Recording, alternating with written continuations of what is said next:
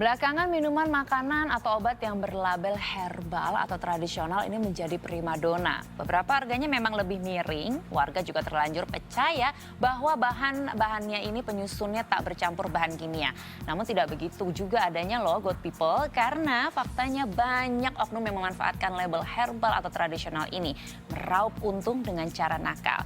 Seperti jamu tanpa izin edar yang kami temui dan telah kami susun liputannya dalam laporan khas Selamat Siang Indonesia.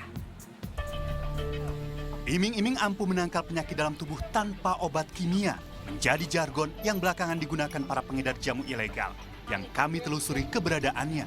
Memang, semua tidak lepas dari kebiasaan orang Indonesia dalam mengonsumsi minuman tradisional ini. Kebutuhan yang tinggi akhirnya menjadi celah bagi para penjual yang nakal.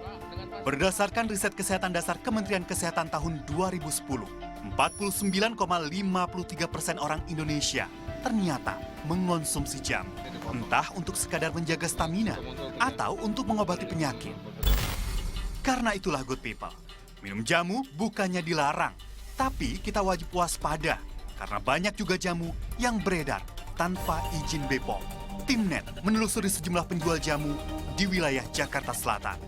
Katanya yang pelanggan yang udah pada pernah minum-minum yang pakai kayak pengawet, pakai apa tuh, nanti setelah ditelan tuh agak kayak getir gitu, agak nggak enak gitu. Kalau sasetan itu takutnya nanti dia expired itu. Kalau kita kan kalau numbuk sendiri, habis baru kita bikin lagi, habis baru, dan itu nggak lama.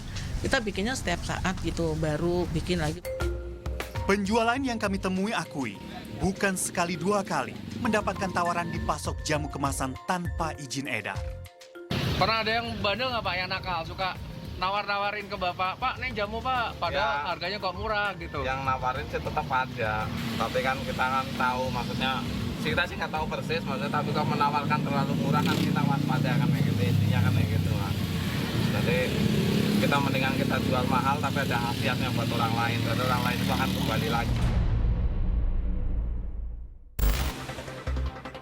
Bukan hanya di ibu kota, Timnet juga temukan keberadaan jamu tak berizin edar di wilayah Banyumas, Jawa Tengah. Tim Loka Pengawas Obat dan Makanan Kabupaten Banyumas berkali-kali menggerebek entah tempat produksi atau bahkan distribusinya.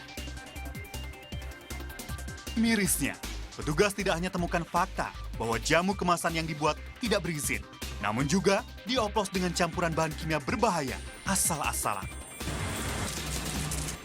Kalau ini 2015. Udah lama, berarti 5 tahunan ya?